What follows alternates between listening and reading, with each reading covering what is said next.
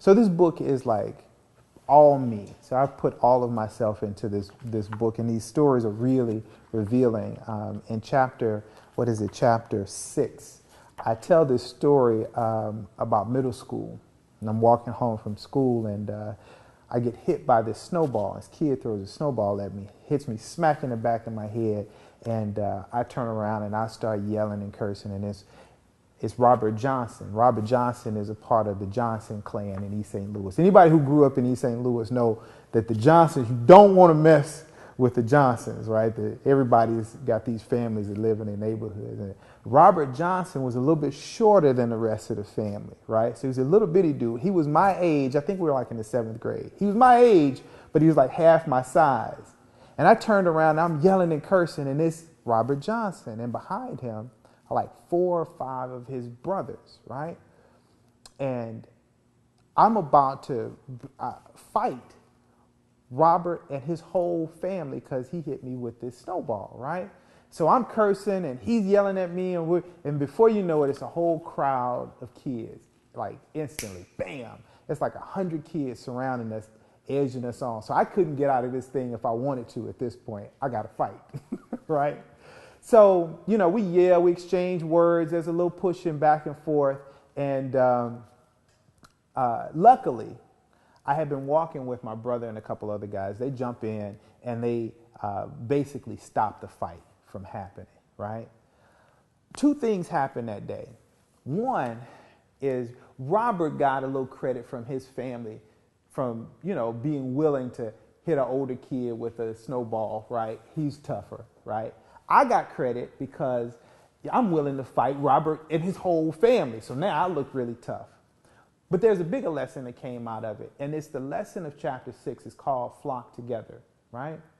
And it's really important. And we sort of emphasize the importance of surrounding yourself with the right kind of people. And so there's a part of this lesson that I want to encourage you to consider. It's called 5 plus 5 equals 5. My mother used to say, make sure you monitor the people who you hang around, right? Because if you hang around the wrong kind of people, you'll start to look like them, right? She says something really cool. I have to quote my mama. I mean, like everything is in here. She says that everybody who says that they're your friend, they're not necessarily your friends, right? And so I ask you to consider this. 5 plus 5 equals 5.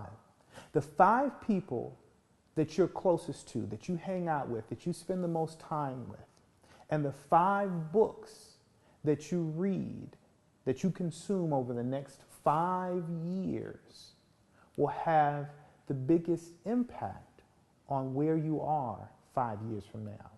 So the 5 closest friends and the 5 books that you read will have the biggest impact on where you are 5 years from now, right? And so I want you to think about that. Think about those 5 people, right? I want you to get an idea of who those 5 people are and list them, right? Put their names down. And I want you to think about this. 5 years from now, where do you predict that they will be? Okay? Think about that for a second for each of the 5. And then ask yourself one simple question. Do you want to be where they are? Okay? Each one of them, think about it. Do you want to be where those people are? Okay, good. Now that's the first part. Now that you've had a chance to think about that, you might decide that I've got to get some people out of my life, right? So now I want you to think about 3 people or 5 people that you need to add to your life, and I want you to list them. Who are some of the people that you need to add to your life, right? Or remove from your life? Let's talk about those 3 or 5 people that you want to remove, right?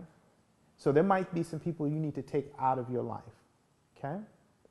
Because you don't want to go where they're going. They're not the kind of people that you want to have in your life, right? And then let's think about the people we want to add to our life, right? Good. So once we do that, we're taking control of our own flock, right?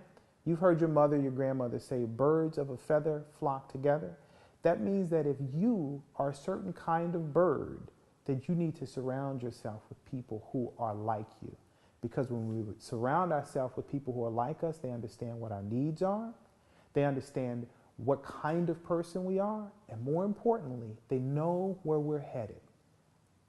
See, if you're an eagle, you've got no reason to be hanging out with chickens, right? If you're a goose, right? Geese, they fly together. They're very coordinated, right? And they support each other, right? Geese have no reason to hang out with chickens, right? You need to understand what kind of bird you are, where you're going, and surround yourself with the kind of people who are going where you're going. Flock together.